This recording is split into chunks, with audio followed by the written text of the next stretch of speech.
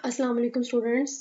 अभी हमने पहले लास्ट जो लेक्चर में फाइटोमेस्टिगोफोरिया के बारे में थोड़ा सा स्टार्ट लिया था, उसको दोबारा से पढ़ते हैं डिटेल में।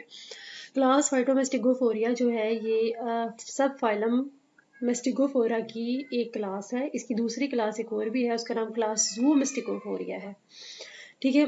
अब इसके जो फाइटोमेस्टिगोफोरिया होता है, इसके मेंबर्स के पास क्लोरोफिल होता है और उनके पास फ्लैजेला होता है। एक फ्लैजेला हो सकता है या दो फ्लैजेला भी हो सकते हैं। ठीक है। अब फाइटोमेस्टिगोफोरियंस जो होते हैं, जो कि ये इनके फोटोसिंथेसिस कर सकते हैं, इनके पास क्लोरोफिल होता है, तो ये मरीन यानी कि जो समंदर का पानी होता है उसके अंदर जो फूड तैयार होता है उसमें बहुत ज़्यादा जो हरे भरे जो घास फूस जो मतलब वहाँ पर पौधे होते हैं, वहाँ पर फूड जो है बहुत ज़्यादा एनिमल्स को इनकी वजह से मिलता है। ठीक है ना। तो ये मेरीन फूड वेब में बहुत ज़्यादा फूड तैयार करते हैं, यानी कि जितना भी फूड समंदर के अंदर बनता है ना एनिमल्स के लिए, जो पौधे वगैरह होते हैं, तो वो फाइटोमेस्टिगोफोरियंस होते हैं और वो फूड फराहम करते हैं वहाँ पर रहने वाले एनिमल्स के लिए। ठीक है। अब हमारे पास चूंकि ये जो फाइटोमेस्टिगोफोरियंस होते हैं, क्लोरोफिल होता है, इनमें फोटोसिंथेसिस होता है। फोटोसिंथेसिस के नतीजे में आपको पता है ऑक्सीजन प्रोड्यूस होती है, और बहुत सारी जो ऑक्सीजन जो होती है वो जो एक्वाटिक एनिमल्स होते हैं वो इन ये जो फाइटोमेस्टिगोफोरियंस होते हैं जब ये फोटोसिंथेसिस करते हैं, इनसे जो ऑक्सीजन रिलीज होती है वो बहुत सारे एक्वाटिक एनिमल्स उसको इस्तेमाल करते हैं। उसके बाद जी मेरीन फाइटोमेस्टिगोफोरियंस हम देखेंगे, और फिर हम कुछ फ्रेश वाटर फाइटोमेस्टिगोफोरियंस देखेंगे, एग्जाम्पल्स देखेंगे। जो समंदर में पाए जाने वाले फाइटोमेस्टिगोफोरियंस हैं उसमें आ जाते हैं डिनोफ्लैजेलेट्स। ठीक है जी। डिनोफ्लैजेलेट क्या होता है? डिनोफ्लैजेलेट की हम पिक्चर देख लेते हैं। This is the picture of dinoflagellate. Dinoflagellate जो है ये अखरोट की तरह का आपको नजर आ रहा है। ठीक है। इसके पास दो फ्लैजेलम होते हैं। एक फ्लैजेलम जो होता है जो कि इसकी पूरी बॉडी में ट्रांसवर्स ग्रूव के अंदर इसको रैप कर रहा होता है। अभी हम इसको देखते हैं। जो हमारे पास यहाँ पर अगर आप देखें तो यहाँ पर ये जो है इसका ये ट्रांसवर्स रीजन है, और यहाँ पर ये एक फ्लैजेलम है जो कि इसने इसको यहाँ से लिपटा हुआ है, पीछे भी की तरफ जा रहा है, और ये बाद में इधर आगे भी आ रहा है। ठीक है। आप इसको पीछे से देखेंगे तो ये देखेंगे यहाँ पर ये जो फ्लैजेलम है ये वाला, ये इसका ट्रांसवर्स फ्लैजेलम है। ठीक है। और जो दूसरा फ्लैजेलम है वो यहाँ से निकल रहा है और बाहर की तरफ जा रहा है। ठीक है। तो ये दो फ्लैजेलम इसके अंदर पाए जाते हैं। तो जो ट्रांसवर्स ग्रूव में पाया जाता है, ग्रूव क्या होता है? डिप्रेशन। ठीक है। यहाँ पर ये जो ट्रांसवर्स जगह पर ये जो डिप्रेशन है, इसके अंदर आपको ट्रांसवर्स ग्रूव में फ्लैजेलम नजर आ रहा है। तो ये जो फ्लैजेलम जो ट्रांसवर्स ग्रूव में है, इसका मेन प्राइमरी फंक्शन क्या होता है कि ये ऑर्गेनिज्म को इसके एक्सिस पर स्पिन कराता है। जिस तरह एक लट्टू होता है उसके ऊपर धागा बांध के उसको स्पिन कराया जाता है ना, इसी तरह ये भी जो है ऑर्गेनिज्म इसकी वजह से स्पिन करता है। जो दूसरा फ्लैजेलम है उसको ट्रेलिंग फ्लैजेलम कहते हैं, जो कि मैंने आपको भी दिखाया था कि ये जो है ये फ्लैजेलम जो है this is called trailing flagellum. ठीक है। ट्रेलिंग फ्लैजेलम जो होता है इसका क्या फंक्शन होता है वो देखते हैं। ट्रेलिंग फ्लैजेलम जो होता है एनिमल को आगे की तरफ धकेलता है। जब इसने आगे की तरफ मूव करना होता है तो ट्रेलिंग फ्लैजेलम से ये आगे की तरफ मूव करता है। ठीक है। अब जो डिनोफ्लैजेलेट्स होते हैं इनके अंदर क्लोरोफिल तो होता ही है, लेकिन इसके अलावा कुछ और इसके अंदर फोटोसिंथेटिक पिगमेंट्स पाए जाते हैं, जैसे कि ज़ैंथोफिल पिगमेंट इसके अंदर पाए जाते हैं, जिसकी वजह से इनके कलर, इनके अंदर खास कलर होता है, इनका गोल्डन ब्राउन कलर हो जाता है। ठीक है। कभी कभार ऐसा होता है कि पानी में बहुत ज़्यादा डिनोफ्लैजेलेट्स ग्रो कर जाते हैं, जिसकी वजह से पानी का कलर चेंज हो जाता है। ठीक है। कुछ जेनरा जैसे कि जिम्नोडीनियम जो है, जिसकी पिक्चर अभी मैं आपको दिखा रही थी, ये पिक्चर जिम्नोडीनियम की है, सॉरी ये ग्लिनोडीनियम की है, सॉरी। ठीक है ना। ये है हमारे पास जिम्नोडीनियम की पिक्चर। ठीक है। जिम्नोडीनियम जो होता है इस तरह का नजर आता है। तो जिम्नोडेनियम के जो मेंबर्स होते हैं ना, ये पानी में टॉक्सिन्स प्रोड्यूस करते हैं, जहरीले मादे पैदा करते हैं। ठीक है। कभी कभार ऐसा होता है कि पानी में अगर बहुत ज़्यादा मिकदार हो जाए जिम्नोडेनियम की तो पानी का कलर बदल जाता है, और जिम्नोडेनियम यूजुअली रेड कलर का होता है, तो इसकी वजह से पानी जो है वो रेड कलर का हो जाता है, और हम कहते हैं कि पानी में ब्लूम्स आ गए, यानी कि ग्रोथ हो गई है बहुत ज़्यादा इसकी। और जो है जो समंदर की लहर होती है वो पूरी रेड हो जाती है, और इसको रेड टाइड कहते हैं। ठीक है। और इसकी वजह से जो साहिल समंदर पे जो मछलियाँ होती हैं अक्सर जो हैं वो मरी हुई हमें मिलती हैं, क्योंकि इनकी तादाद जो रेड टाइड होती है उसमें टॉक्सिन्स मौजूद होते हैं, और उसकी वजह से फिशेस जो होती हैं वो मर जाती हैं। ठीक है। तो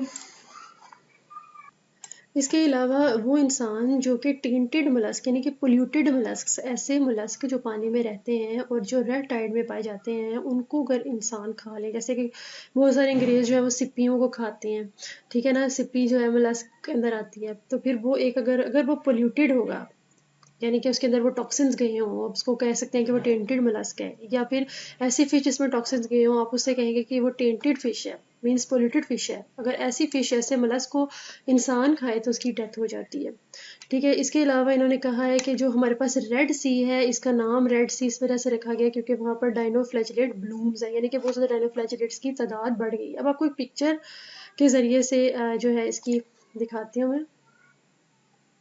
अब अगर आप इस पिक्चर में देखें, ये पूरी मैंने गूगल सर्च किया हुआ है, दिखाएंगे पिक्चर्स, तो आप इधर पिक्चर में देखें तो यहाँ पर ये जो कॉन्टिनेंटल शेल्फ है, ये किनारे वाला एरिया है, ये रेड हुआ हुआ है, ठीक है ना, टाइड्स रेड हुई है बिकॉज ऑफ डिनोफ्लैजिलेट, ठीक है। यहाँ पर ये देखें, ये सारी टाइड्स रेड है, इनके अंदर जो है एक्चुअली ब्लूम हो गया है डिनोफ्लैजिलेट का।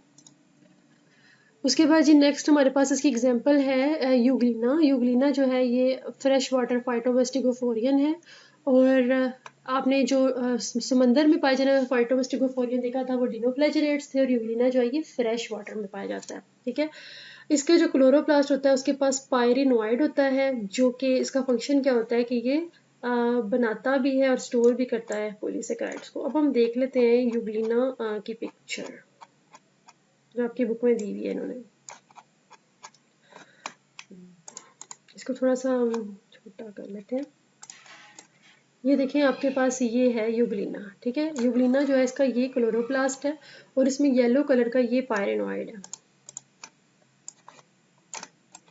ये देखें आप, ये येलो कलर का इसके अंदर पायरेनॉइड है। ये पायरेनॉइड जो होता है एसोसिएटेड होता है क्लोरोप्लास्ट के साथ, और इसका फंक्शन क्या होता है कि ये पॉलीसेकेराइड को सिंथेसाइज करता है और उसको स्टोर करता है। इसके अलावा इसके अंदर दो तरह के फ्लैजेला नजर आ रहे हैं। एक फ्लैजेला ये है जिसको रूडिमेंट्री फ्लैजेलम कह रहे हैं, और एक ये जो बड़ा फ्लैजेलम है जो कि लोकोमोशन करने के लिए इस्तेमाल होता है, इसको हम कहते हैं कि ये लोकोमोटर फ्लैजेलम है, ठीक है जी। अब हमारे पास इसमें बताया है इन्होंने कि अगर आप यूग्लिना को डार्क में रखेंगे, अंधेरे में रखेंगे, तो फिर क्या होगा कि ये फोटोसिंथेसिस नहीं कर सकेगा, क्योंकि इसको रोशनी नहीं मिलेगी, फोटोसिंथेसिस करने के लिए रोशनी चाहिए। तो फिर ये क्या करेगा, अपना ग्रीन कलर को लूज कर देगा, ठीक है ना, और ये क्या हो जाएगा, ये हिट्रोट्रॉफिक हो जाएगा, ठीक है। यानी कि ये फोटोट्रॉफिक भी है और हिट्रोट्रॉफिक भी है, और फिर बाद में क्या करेगा कि ये जो है हिट्रोट्रॉफिक तरीके से न्यूट्रिशन हासिल करेगा, ठीक है। इसके अलावा यूग्लिना के अंदर कुछ कैरेक्टर्स पाए जाते हैं, वो भी हम देख लेते हैं। यूग्लिना जो होता है ना, ये लाइट की तरफ मूव कर सकता है, ठीक है ना, खास इंटेंसिटी की लाइट की तरफ मूव करता है। लाइट को डिटेक्ट करने के लिए इसके पास एक चीज़ है जिसको कहते हैं स्टिग्मा।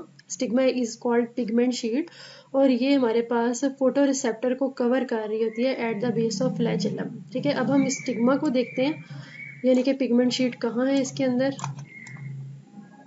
जी, इसके अंदर हमारे पास जो फोटो रिसेप्टर है वो ये है, और इसके ऊपर ये पिगमेंट शीट मौजूद है, ठीक है।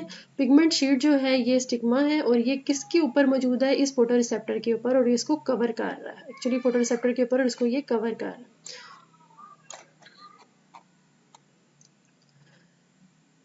ठीक है। ये फ्लैजेला की बेस पर आपको नजर आया। स्टिग्मा जो होता है ये खास किस्म की लाइट को मूव होने देता है, यानी कि सिर्फ एक डायरेक्शन से। क्यों कवर कर रहा था फोटो रिसेप्टर को, ताकि लाइट जो है ना वो फोटो रिसेप्टर पे सिर्फ एक डायरेक्शन से ही पड़े, ठीक है। जिसकी वजह से यूग्लिना जो है जिस डायरेक्शन से लाइट आ रही होगी ये उसके मुताबिक अपनी बॉडी को ओरिएंट कर लेगा, और उसके मुताबिक जो है लाइट सोर्स के मुताबिक जो है ये अगर इसने लाइट की तरफ मूव करना है तो लाइट की तरफ जाएगा, लाइट से अवे मूव करना है तो लाइट से अवे मूव करेगा, ठीक है। यूग्लिनॉइड फ्लैजेलेट्स होते हैं, दे आर हैप्लॉइड होते हैं, और ये लॉन्गिट्यूडनल बाइनरी फिशन से डिवाइड करते हैं। हमने थोड़ी देर पहले देखा था। सेक्सुअल रिप्रोडक्शन के अंदर हमने अभी तक नहीं देखी। अब आ जाते हैं हम वॉलवॉक्स के पास, ठीक है जी। और वॉलवॉक्स जो है ये कोलोनियल फ्लैजेलेट है, ठीक है। कोलोनियल फ्लैजेलेट है, इसके अंदर जो है सेल्स 50,000 सेल्स होते हैं एक स्फेरिकल जिलेटिनस मैट्रिक्स के अंदर, ठीक है। अब इसकी पिक्चर जो है आप ये देख सकते हैं कि हमारे पास ये स्फेरिकल जिलेटिनस मैट्रिक्स है, यानी कि जेली की तरह का एक मैट्रिक्स इसके अंदर होता है गोल सा, ठीक है। ये पूरा ओवरऑल गोल मैट्रिक्स है सर्कुलर, और इसके अंदर बहुत ज़्यादा सेल्स होते हैं। ये जो छोटे छोटे नज़र आ रहे हैं आपको इंडिविजुअल वॉलवॉक्स के सेल्स नज़र आ रहे हैं इसके अंदर, ठीक है। और ये जो अंदर मजीद छोटे गोल गोल नज़र आ रही है डॉटर कॉलोनीज है, और ये जो बड़ी गोल स्ट्रक्चर है ये हमारे पास पेरेंट कॉलोनी है इसमें,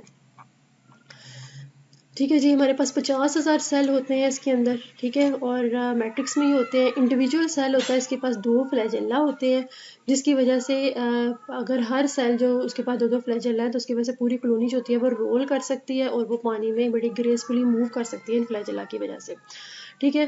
बहुत सारे वॉल्वॉक्स के सेल जो होते हैं वो अनस्पेशलाइज्ड होते हैं, लेकिन रिप्रोडक्शन जो होती है वो कुछ स्पेशलाइज सेल्स में करते हैं, ठीक है। यानी कि इसके अंदर कुछ सेल्स होते हैं वो कोई काम मतलब रिप्रोडक्शन नहीं करते, लेकिन कुछ ऐसे सेल्स हैं जो स्पेशलाइज हो गए हैं और वो रिप्रोडक्शन करेंगे। इनके अंदर ए सेक्सुअल रिप्रोडक्शन भी होती है और सेक्सुअल रिप्रोडक्शन भी होती है। इस पिक्चर में आपको वॉल्वॉक्स नजर आ रहा है और इसके अंदर आप देख रहे हो कि 2 फ्लैजेलम होते हैं, ठीक है। यहाँ पर आपको इसकी कॉलोनी नजर आ रही है। इसमें ए सेक्सुअल रिप्रोडक्शन को हम पहले स्टडी करेंगे। तो अब हम बात करते हैं इसके अंदर ए सेक्सुअल रिप्रोडक्शन की। ए सेक्सुअल रिप्रोडक्शन जो होती है वो इसके अंदर जब स्प्रिंग और समर का टाइम होता है ना, उस टाइम इसमें ए सेक्सुअल रिप्रोडक्शन होती है। वो कैसे होती है कि हमारे पास ये जो है ये पेरेंट कॉलोनी है और इसके अंदर कुछ सेल्स जिन्होंने ए सेक्सुअल रिप्रोड्यूस करना है वो अपने आप को पूरी कॉलोनी से अलहदा करेंगे, विड्रॉ करेंगे इस कॉलोनी से, और फिर वो कॉलोनी के सेंटर की तरफ चले जाएंगे, तो ठीक है। और जो सेंटर है वहाँ पर वाटरी इंटीरियर है, यानी कि पानी मौजूद है, अंदर सेंटर में चले जाएंगे, ठीक है। यहाँ पर जो है कुछ लेबल एक्स्ट्रा लिखे हुए हैं, इनको करने की ज़रूरत नहीं है। मैं बुक की लाइंस को फॉलो कर रही हूँ और ये पिक्चर आपको मैं इसलिए दिखा रही हूँ ताकि आपको कंसेप्ट पता चल जाए।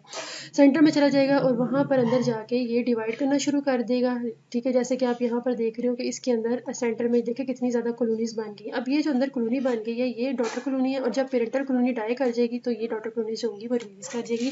तो ये जो है इसके अंदर ए सेक्चुअल मेथड ऑफ। अच्छा, अब हम नेक्स्ट देखने लगे हैं इसके अंदर सेक्चुअल रिप्रोडक्शन, ठीक है। सेक्चुअल रिप्रोडक्शन जो होती है ना इसके अंदर जो होती है वो ऑटम के अंदर होती है, ठीक है। सेक्चुअल रिप्रोडक्शन जो होती है वो कुछ ऐसे एनिमल्स होते हैं जिनके अंदर मेल और फीमेल कॉलोनी अलग अलग होती है, जिस तरह यहाँ पर फीमेल है और ये मेल है। लेकिन कुछ ऐसे एनिमल्स को कहते हैं कि दे आर डाइशियस, जिनमें मेल और फीमेल अलग अलग होते हैं, ठीक है। लेकिन कुछ ऐसे भी कॉलोनीज है जिनकी एक कॉलोनी के अंदर ही मेल और फीमेल, एक ही कॉलोनी में मेल और फीमेल पाए जाते हैं, और वो होता है मोनोइशियस। लेकिन इस पिक्चर में आपको डाइशियस कंडीशन नज़र आ रही है कि एक मेल कॉलोनी अलग है और फीमेल कॉलोनी अलग है, ठीक है। अब होगा क्या कि सबसे पहले हमारे पास जो मेल कॉलोनी के सेल्स होते हैं और जो फीमेल के अंदर से सेल्स होते हैं वो अपने आप अलहदा हो जाते हैं, और जो मेल्स जो होते हैं ना वो क्या करते हैं कि वो बार बार डिवाइड करके ना उनके अंदर एक पैकेट ऑफ सेल्स बन जाता है, ठीक है। और उसको हम कहते हैं कि ये बन गया हमारे पास माइक्रोगेमीट्स, ठीक है। माइक्रोगेमीट्स क्या होता है? It is a packet of cells, ठीक है जी। और उसके अलावा जो हमारे पास फीमेल होती है उसके अंदर मैक्रोगेमीट बन जाता है, बड़े साइज का गेमीट बन जाता है। मैक्रोगेमीट जो होता है इसको मैक्रो इसलिए कहते हैं क्योंकि इसके अंदर फूड रिजर्व मौजूद होता है और ये नॉन मोटाइल होता है, ये मूव नहीं कर सकता। लेकिन जो माइक्रोगेमीट होता है दैट कैन मूव, ठीक है ना। ये माइक्रोगेमीट है और ये मैक्रोगेमीट है, ठीक है। मैक्रोगेमीट जो है के तौर पे समझने काम करता है, इसको थोड़ा सा बड़ा करके दिखाया इन्होंने मैक्रोगेमीट को, और ये हमारे पास है माइक्रोगेमीट। और माइक्रोगेमीट जो होता है इसके अंदर स्पर्म पैकेट्स मौजूद होते हैं। फिर उसके बाद क्या होता है कि ये जो माइक्रोगेमीट होता है ये तो मूव कर सकता है और ये स्विम करता हुआ इस जो है मैक्रोगेमीट के पास जाता है, जैसे कि आपको इस पिक्चर में नजर आ रहा है। ये मैक्रोगेमीट है रेड कलर का, और ये जो हमारे पास इधर आके ये जो स्पर्म पैकेट्स वाला माइक्रोगेमीट इधर आया और जाके यहाँ पर रिलीज हो जाता है, फट जाता है। ये यहाँ पे जब फट जाता है तो फिर हमारे पास ये जो स्पर्म्स होते हैं और ये जो होता है इसकी फ्यूजन हो जाती है, यानी कि मैक्रो और मैक्रोगेमीट्स जो होते हैं वो फ्यूज कर जाते हैं, इसे सिनगैमी कहते हैं। जब फ्यूज रहता है तो जाइगोट बन जाता है। अब जो जाइगोट होता है ये डिप्लॉयड होता है और इसे अपने ऊपर ये एक रेजिस्टेंट कैप्सूल बना लेता है, क्योंकि ये अभी सर्दियाँ आने वाली है तो ये ओवर विंटरिंग स्टेज के तौर पे अपने ऊपर कैप्सूल बनाता है ताकि ये सर्दी से अपने आप को बचा सके। उसके बाद जाइगोट जो होता है ये डिप्लॉयड होता है, लेकिन ओरिजिनल जो कॉलोनी होती है ये हैप्लॉयड होती है। इस जाइगोट को मियोसिस करनी पड़ेगी ताकि ये अपने आप को हैप्लॉयड कर सके। तो मियोसिस के दिन में आपको पता है 4 सेल्स बनते हैं, लेकिन सिर्फ एक सेल सर्वाइव करेगा, बाकी 3 जो सेल्स होंगे वो डीजेनरेट कर जाएंगे। जो एक सेल सर्वाइव कर जाएगा फिर वो बार बार माइटोसिस करेगा और कॉलोनी बना देगा, और फिर जब सर्दियाँ ख़त्म हो जाएंगी उसके बाद जो है वो कैप्सूल से फट के वो अंदर से जो कॉलोनी होगी वो बाहर निकल आएगी। तो students this was all about reproduction of Volvox. इसके बाद हम नेक्स्ट लेक्चर में क्लास ज़ूमिस्टिगोफोरिया को स्टार्ट करेंगे। अल्लाह हाफिज़।